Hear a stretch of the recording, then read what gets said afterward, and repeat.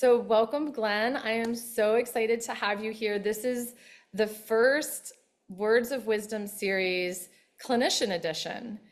And I'm just honored that you said yes and that you are willing to be here to share your wisdom, your years of experience, the things that you've learned, so that future generations can learn from that and bring it into their own practices, either in their personal lives or how they work with their clients. So thank you for being here. You're welcome. I'm looking forward to it for sure. Yeah, so why don't you go ahead and just give a little intro for yourself? A lot of times I'll read a bio for someone, but share what we need to know about you. Who are you? I'm curious too, how did you get into this field? When did you choose to get into speech therapy and working with people who stutter as well? Okay, I'll give you yeah, it's a really interesting story in some ways. So my name is Glenn Weybright. I am an almost retired speech language pathologist in Oregon, formerly in the Portland area. And now my wife and I live in Central Oregon. Um, I began stuttering at age 11, which I know is contrary to what usually happens. Stuttering is said to be a disorder childhood. And there really is no history in my family of me or anyone else preschool stuttering. Um, but when I was in the fifth grade, probably in the spring, I was in a baseball game and I was playing the catcher's position, and the batter hit a straight up pop fly, and I went running for it, and the pitcher went running for it, and we crashed, and I got a concussion.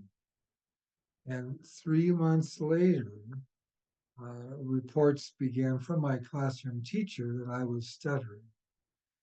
Uh, and there is anecdotally, as I think as some of us know, in the literature, there are reports of um, minimal brain damage or concussions somehow being associated with stuttering. But I had the whole 9 yards, a great difficulty saying my name. I became an instantly talented avoider of words. I instantly knew the hard words that start with H, and short vowels and WH words.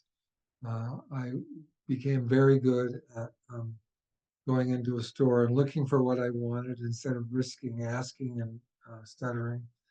I stuttered in all the way through middle school, uh, grades, high school, college, to my first 2 years in college. But when I started, I was living in a small town on the Oregon coast, and I was the only one I knew who had this thing called stuttering. Um, and as far as I knew, there wasn't anybody else. This difficulty, this getting stuck on words, and it was blocks mostly what I would do. Um, and I used to ask God why He did that to me. This little kid, 11 years old on the coast, why I was given this affliction. And I've known for a long time now why that was allowed to happen, because it gave me this career. It didn't give me a career or job, it gave me a calling and the ability, in some ways, as I remember what that felt like, because I have no obvious stuttering most of the time now.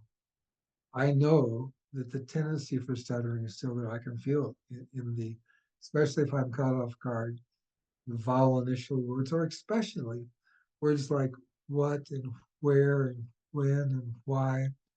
Um, and if I have to use the word, a WH question, in the context of perhaps it might cause some conflict, like I need to know why you were late for therapy for the 10th time in a row, or I need to know what you were thinking when you did that.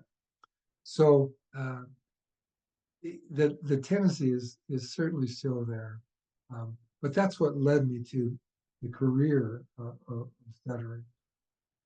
Just a couple real quick stories. I stuttered as a seventh grader, Boy Scout.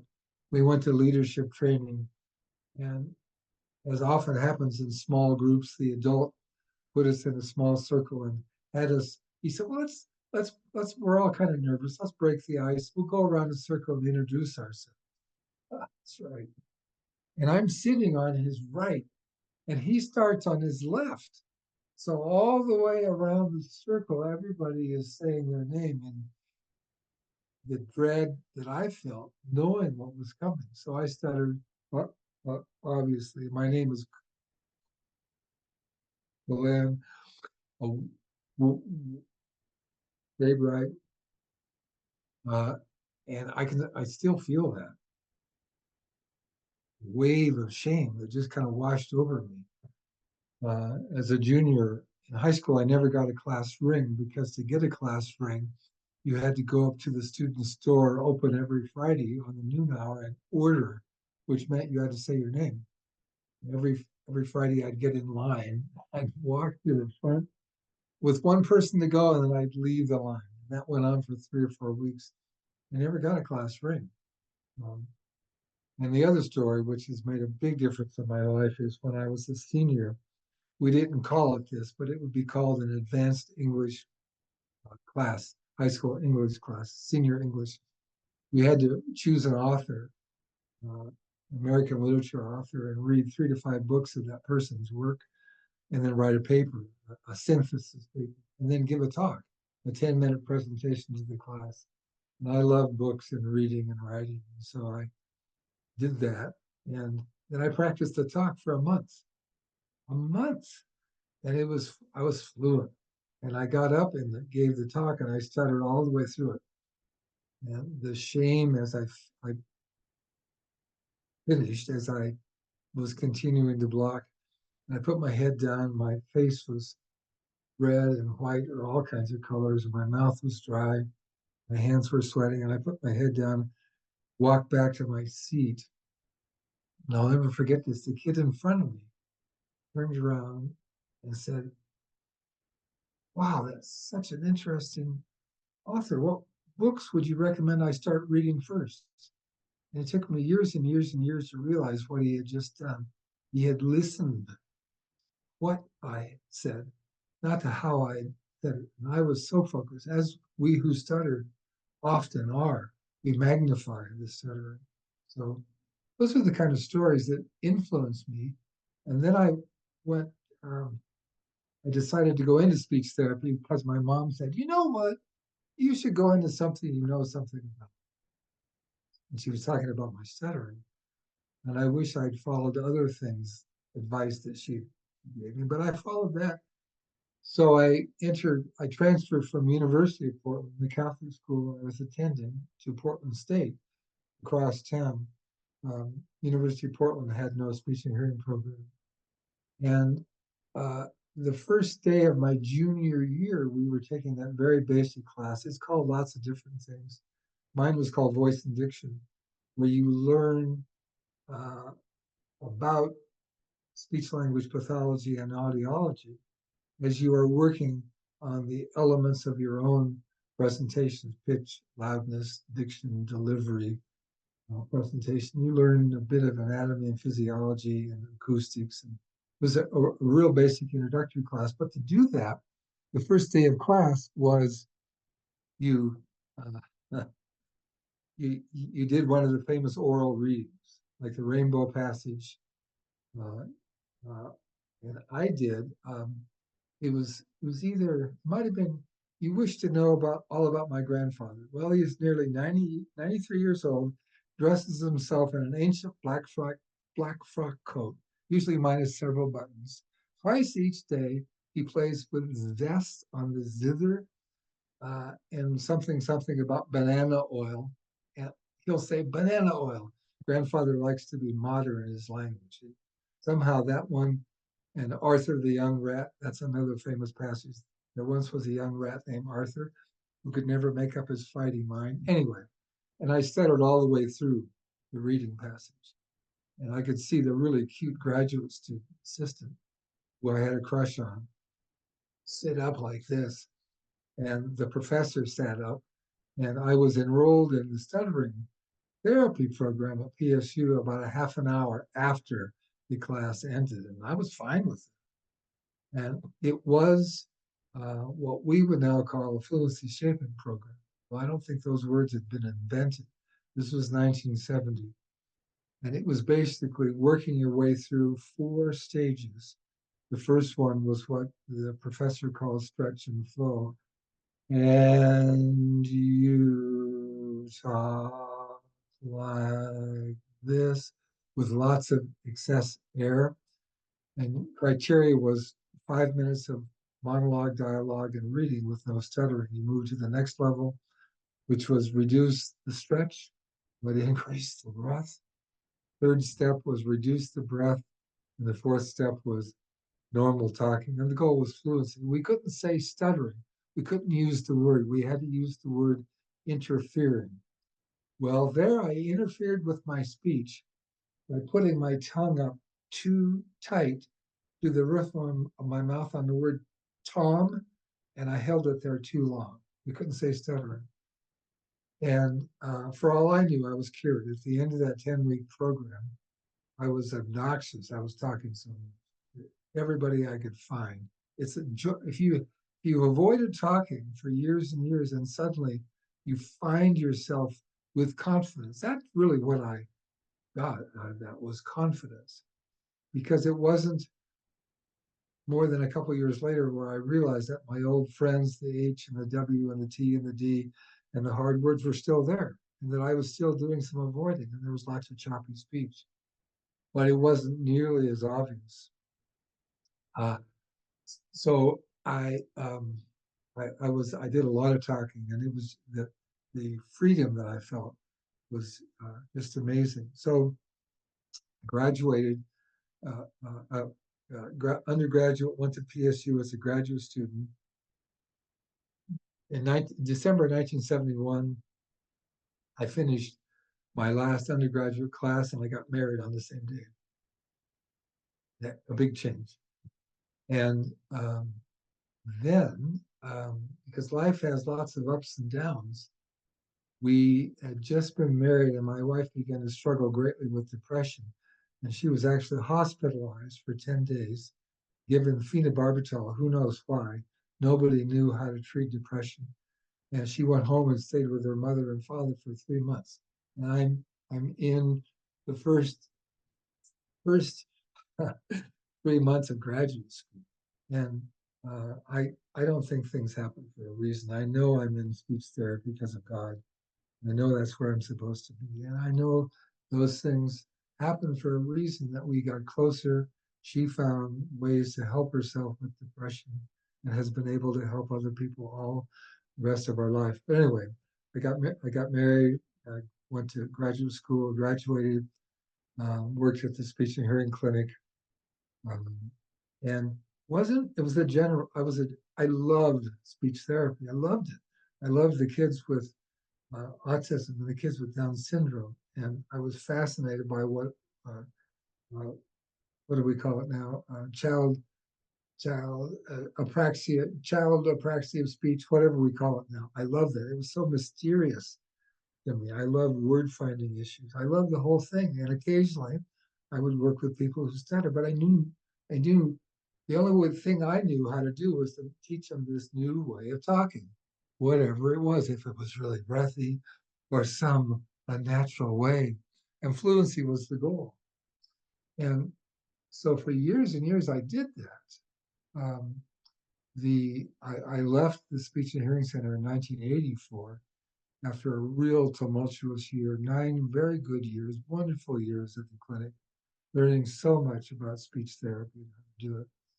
And one terrible, bad, no good, awful year where the people that worked for me, because I was head of speech pathology, didn't want me working, or they didn't want me leading them. They wanted me to come back and be one of them, because they were just real dissatisfied with the job I was doing.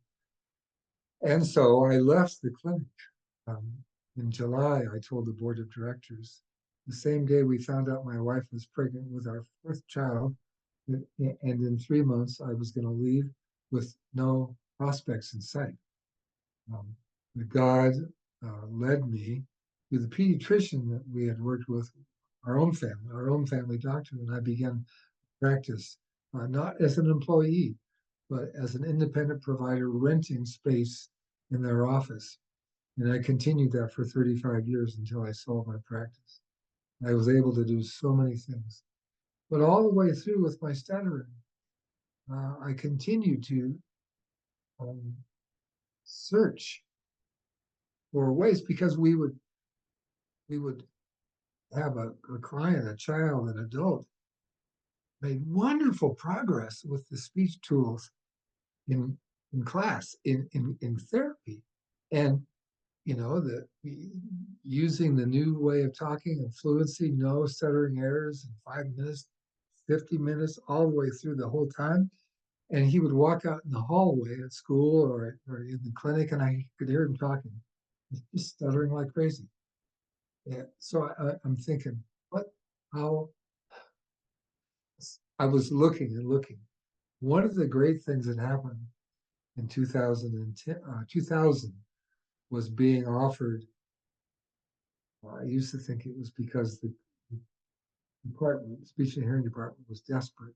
They needed someone as an adjunct to teach the stuttering class, and I know I was led to that because I did a good job. I don't mind saying that I did a very good job teaching these graduate students who were thirsty for knowledge to be stutter friendly, that they didn't have to be afraid of stutter. There's this uh, thing in our field that many clinicians don't want to work with people who stutter because they don't think they can make a difference, because they don't think people who stutter can change, that they're afraid they'll do something wrong, that they never had a class, that they never had a practicum. And so that seemed to be one of my strongest purposes. I taught the class and read like crazy. At the same time, that's when I applied to the initial cadre of the American Board.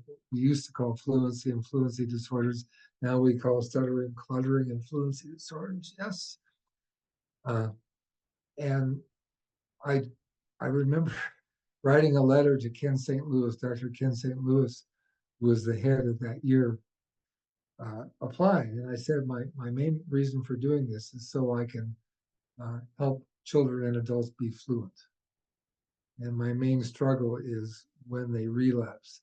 And I basically said, I like it when they're fluent, and I don't like it when they're not fluent. I mean, that's not exactly what I said, but fluency was the main goal. But it wasn't. I I knew what it felt like to stutter, and I knew all those things. I was looking for another way to help, and so teaching for 10 years. Um, I taught from 2001 to 2008, and one day I sent an email to the office, speech and hearing office in Portland State, uh, ordered my books, and they said, "Oh, by the way, you're not teaching the class anymore. We've hired a PhD from North Carolina named Carrie Mandela, and you're not teaching the class." Like boom, like from a communications department, like that's how they send the message. So I got all set to hate this person who was coming. She's a brand new PhD, and turns out that I didn't hate her at all. We formed a fast friendship. She has a heart for stuttering, a completely stutter friendly person. It's not a good day for her or a good conversation or a good class. She doesn't cry once or twice. She's passionate about what she does. So I worked with her, helping, lecturing and having meetings with the students, and for 3 years, and then she left, and I got my job back.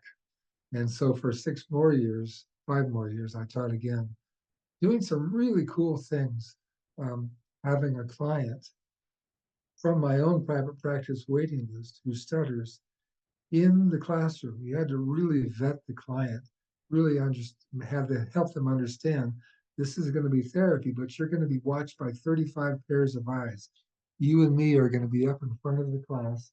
And then even worse, we're going to invite the students to come up in pairs, twos, and they're going to work with you as everybody else is watching. And there were people every time I taught it, every semester, there were people who were willing to do that. And that was amazing to see the changes in the clients and the changes in the students.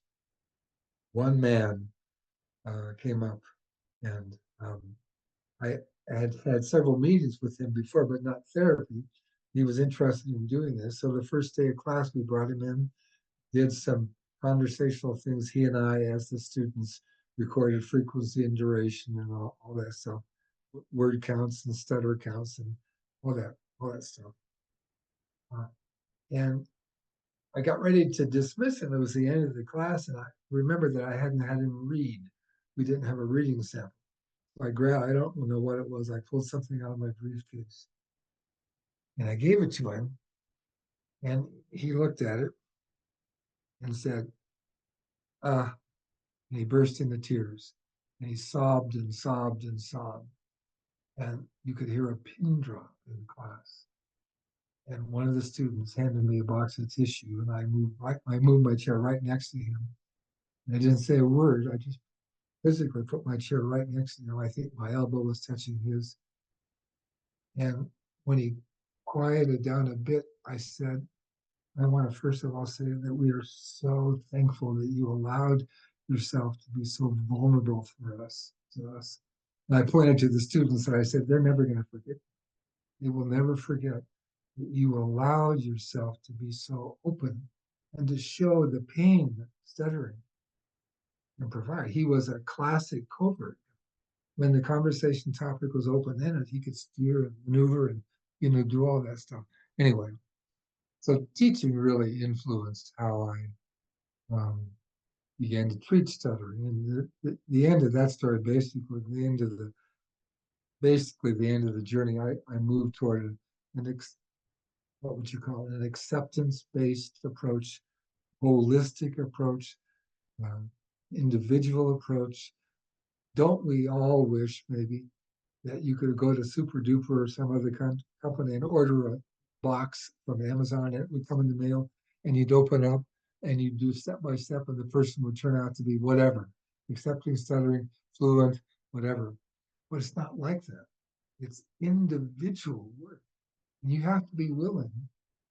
So you have to be willing to practice the intangibles. I think the skill sets are ridiculously there's so many things that those graduate students have to learn.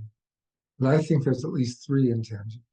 One of them is relationship. You have to have learn the ability to create a genuine, trusting relationship with the client in front of you. So the therapeutic alliance is one of the things that it's called. They have to trust you. And it doesn't happen overnight. And the second thing is vulnerability. You have to be willing in your own life, in your own presentation, to share not all your stuff. I mean, I have more than one thing. We all have a thing. I've got a lot more than one thing. But to show that you're open to sharing those kinds of things that you don't know at all. And the third thing, I think, the third intangible is gratitude. Gratitude for the gifts you've been given to do this. Not everybody can do this work. Not everybody can do it's therapy. We call it speech therapy. It's therapy. It's changing attitudes, way the person responds. It's therapy. Not everybody can do it. So relationship, vulnerability, and gratitude. And as I began to think of those and practice those and teach those, my practice itself also began to change. Certainly, we would work, client would come and say, well, I just want to be fluent. So I took a page out of Scott Yaris's book and I'd say, well, if you were fluent, what are some of the things that you would do? And he'd say, well, I talk more in class. or I'd go to parties more and not avoid them because I didn't want to have conversations, or I do this or I do that. And I would say, we can totally work on that. We can totally work on giving you the confidence to talk in class. And I usually would say there's no evidence now. There is evidence, so much evidence that shows that stuttering is built into you and me. It's wired in. It's a brain-based, um, often inherited difference. And if we make it go away, then making it go away is artificial. And certainly in many cases may not last. So presenting, giving them choices, but wow, watching, watching them move through life and being alongside. That's what I was talking about in the talk I gave. Becoming an alongsider. A fixer is one who comes in and puts a few knobs and then steps back. And if nothing happens, you can say, well, the person didn't try hard. With the alongsider, the person, the therapist, really commits to, as best she or he can, understanding where, at least where this person's coming from, not their journey, because everybody's journey is different. But I talk about the therapeutic dance a lot. And I heard the term, it was on a Sig4 post, which is where I first met you. Did you ever post on Sig4 posts? Because I think Yeah. that's where I first started hearing your name. Anyway, I Yeah. met this, heard this person. I think she was talking about the therapeutic dance. Mm. And I, I liked the idea of the process that we do involves movement. Okay? Now, there's prerequisites, certainly. Um, you have to have that unconditional positive regard that Carl Rogers talks about for the client that's in front of you. You need to have the relationship skills. You need to have the idea that what you're working for and toward is this trusting relationship. But, and of course, you need whatever skill set. In fact, you need many skill sets to do what we do, because you're not just pulling the therapy box out of the drawer and opening up. You are responding to to how the person presents. But over and beyond that, you need movement. So I think the therapeutic dance is things like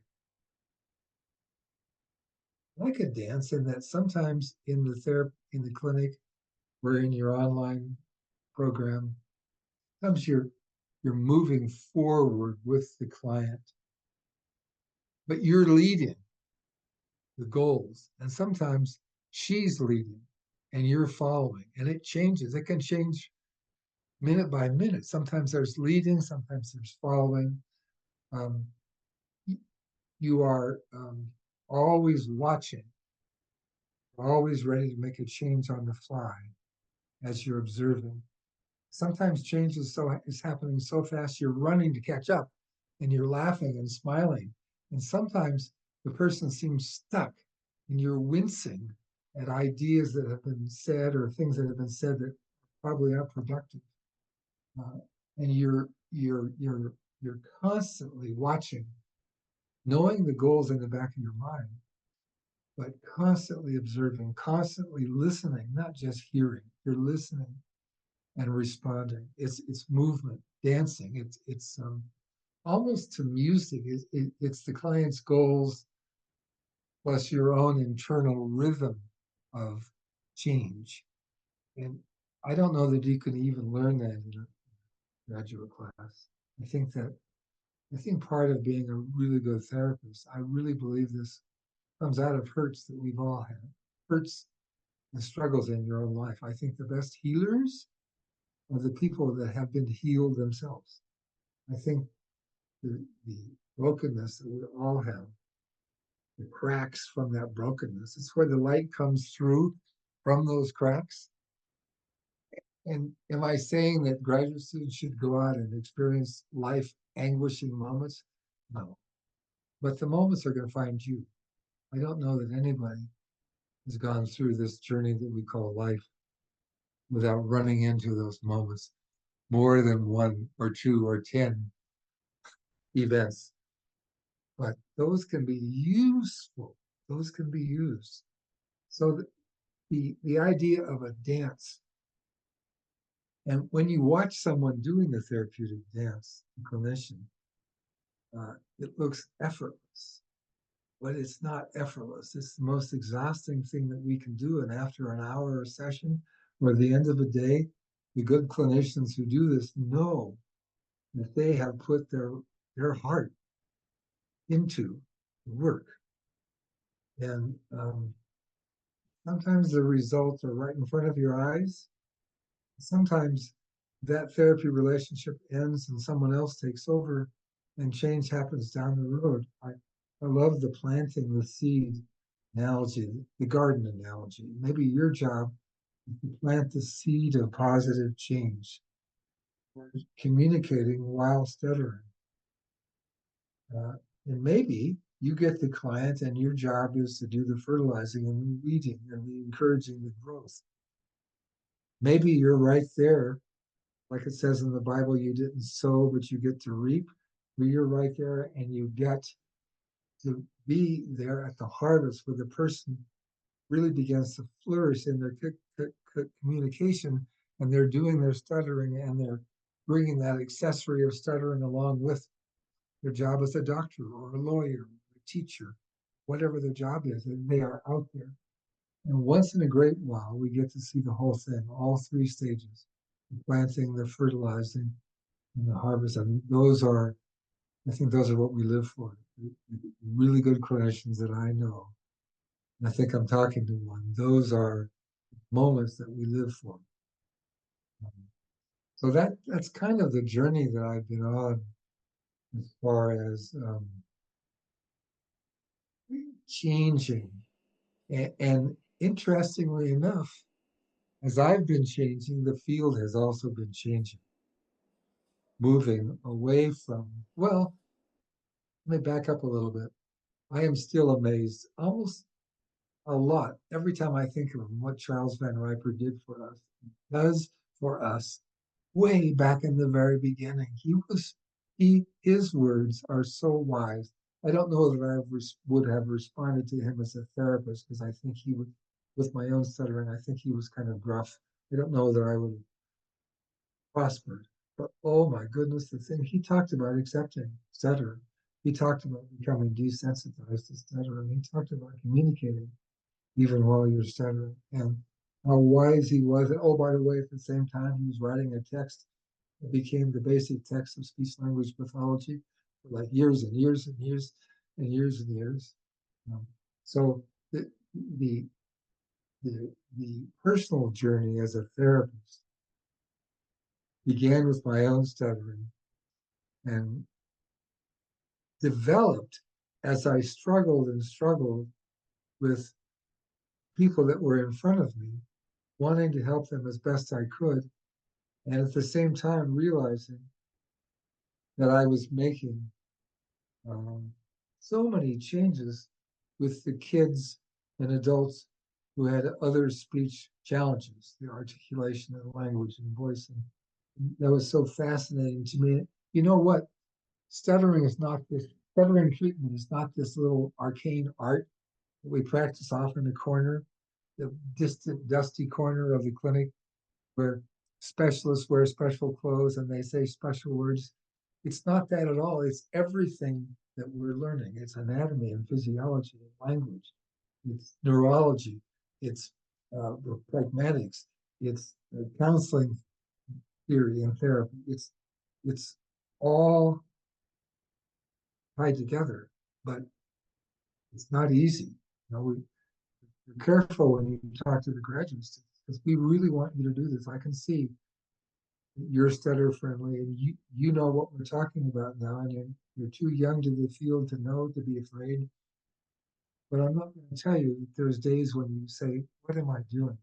Maybe I should have stayed in that landscaping business or whatever it was that I was doing. But oh my goodness, it's worth it.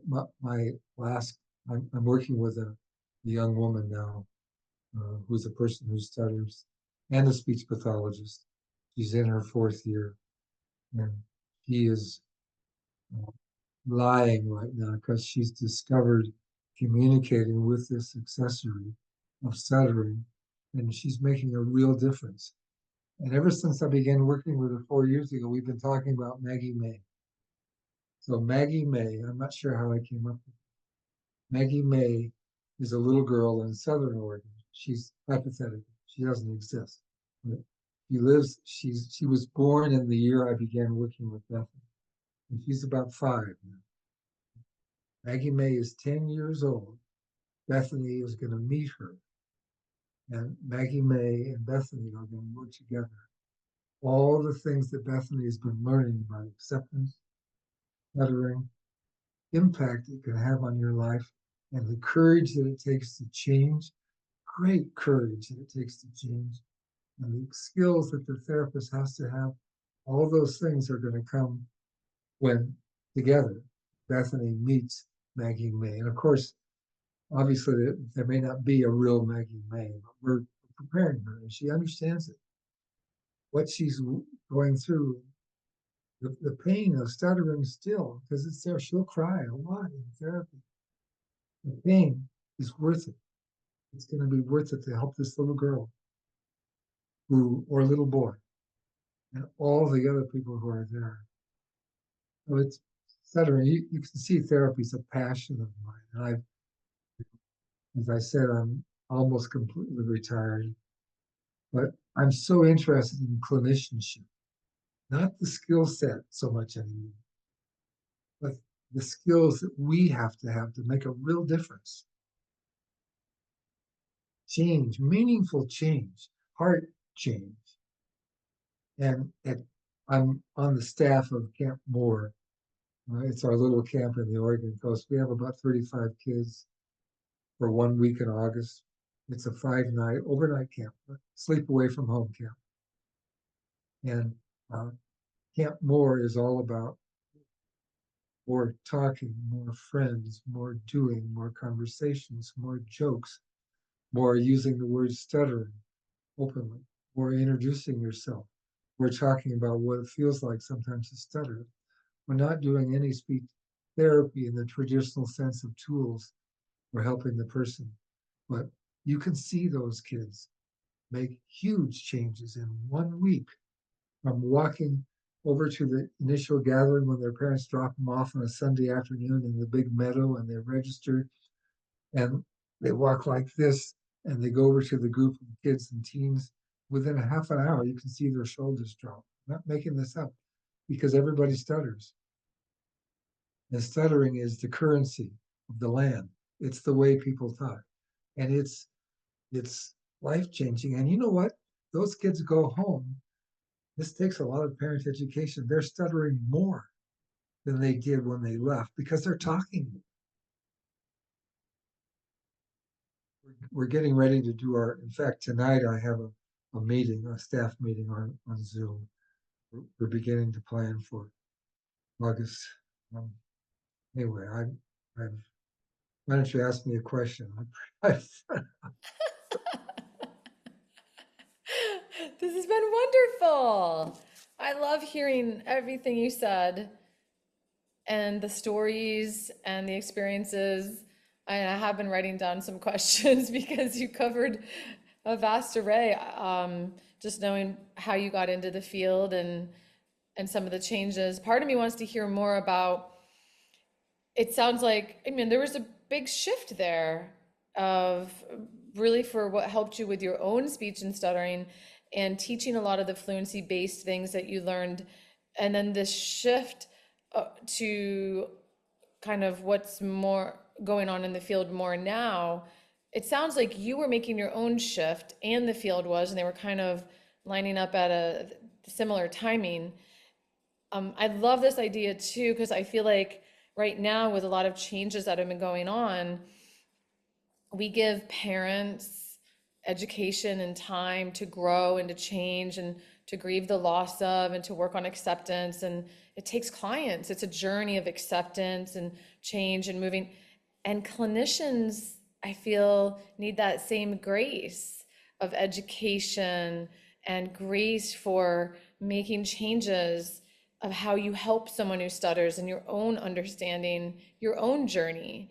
And we've seen people, I've seen in the last, you know, actually now a few decades where I know certain clinicians that started here, and myself included, and how we've learned and we've shifted and we've changed. And it's partially from the field, but it is also our own experiences working with people who stutter to understand it more. I don't know about you, but I have felt that the more I've learned, the more clients that I worked with over the years, it actually, I feel like when I was younger, I felt like I knew more about it. And Totally true. then I'm like, this is way more complex. Every single person is different. There is no formula. It's like then you and your skill set or the heart, the all the things you were talking about, it becomes bigger and bigger and wider, and you have more to meet each client with. But if you feel like you're mastering this and now you've got all the answers, to me, it's like the opposite. It's almost like my spiritual journey, too. It's a similar journey. Like I thought I was pretty good back here and had it together. And the deeper I know God, the more I was like, whoa, okay, you don't have it so together. And you have things broaden versus narrow down and you've got it. I don't know what I'm It asking there, really but takes the best that we have. It really takes the best, like working at the top of your game. And I'm not talking about the skill set necessarily. yeah. It's feeling the freedom to let yourself be. I was sort of trained that we had to keep a distance, that we Mm. didn't want to get too close because I forget the reasons. We had to be professional. Oh, And yes, yes. I'm not saying be the client's best friend and hang out with them all the Right. time. Not at all. But creating that relationship. So I did struggle for a long time. I had the only tools I really had were fluency shaping tools. And I worked with a lot of people during those years, and that's what we would do is teach a new way of talking. But at the end of therapy, they many of them, even though they were not using their tools, would talk about the changes that they felt that they had made, that they were more comfortable, that they understood more about stuttering. And I think what I was doing was from the beginning, I would bring my own experience in. That the idea of me having experienced stuttering, we would laugh about jokes, the things that we would do to not do to be like going through the McDonald's line to order a Big Mac because I love Big Macs. Suddenly realizing that I couldn't say Big Mac that day, so I'd say cheese, fish fillet, fish Mm. sandwich. I Yeah. hated sandwiches, but I Jeez. but I was hungry, Yeah. right? So what we let stuttering do to us, what we Mm. let stuttering pull us along like that. Because I Mm. understood that, even though I was teaching fluency, I think changes happened. And I think it was because I was beginning to let my own personality, my own art, I guess, show to the people that I was working with, that I was accepting them, even though we were Mm. working. It's a hard thing to think about. Mm. Um, but when I finally, you're exactly right. I think the field was moving in the direction that the big thing that one of the big things that happened for me was finally realizing I gave a talk at the Oregon Speech and Hearing Association in 2010 called What's the Latest in Stuttering, colon, news you can use on Monday morning. Because I was always looking for take homes, like takeaways in conferences. You know how you go to a Yeah. conference and they spend three-fourths of the hour talking about theory. And then at the very end, they get to a little bit of therapy. I didn't want to do that. So I gave this talk about this, even to that point, the 20 or 30 years of neuroimaging that began that were really was really showing there are differences in the brains of people who stutter, not Mm. just the anatomy, but the physiology, not just the physiology, but the anatomy. Um, Mm. realizing all those things that we can't make this go away. But what we can do is what we do best, which is create strategies, create relationships, be alongside the person, and um, I think that was the change. But boy, as you know, it takes so much education from the parent or the school district. Well, Mm, how many school districts are still using fluency counts?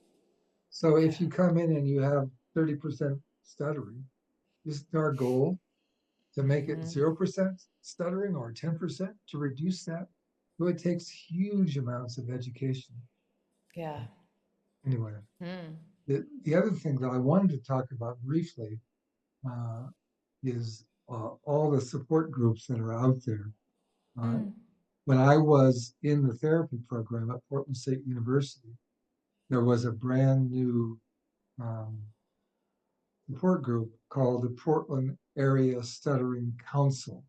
And it was developed by a guy named Cliff Goldman, who had come from Washington, D.C. He was a stutterer, also in the master's program at PSU.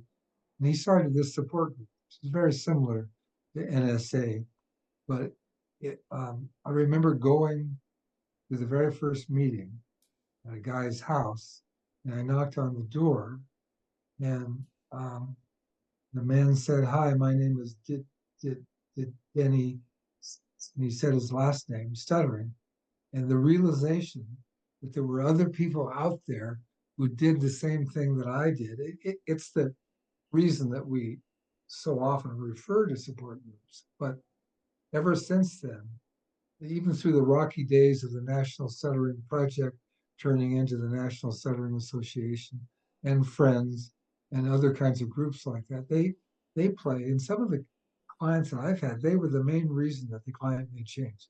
I'm okay with saying that. They were the mm, main reason mm, that the client uh, at least uh, was warmed up to receiving or helping himself change. So, mm. and I Yeah. forget the other thing that you mentioned. Mm. I don't know. But Yeah, no, that's a great point. That's such a huge piece. There's so much you can learn from other people who stutter. I have groups, they're therapy groups, but they're bringing people who stutter together to connect to each other, and what they can learn from each other, I can never provide in their one-on-one session. that's And exactly. so some of them do both, some of them are just in the group only. But yeah, that's so powerful. And if you don't have it within your own practice, to refer out or to refer out anyway, because these groups are giant. You know, the NSA has such a big, and have these conferences that are so big too, that can be life-changing for people. I've only been to one, and it changed my world. It was 19, I think maybe 1996 in what's the fancy pants suburb of Phoenix, Scottsdale, Scottsdale. Arizona.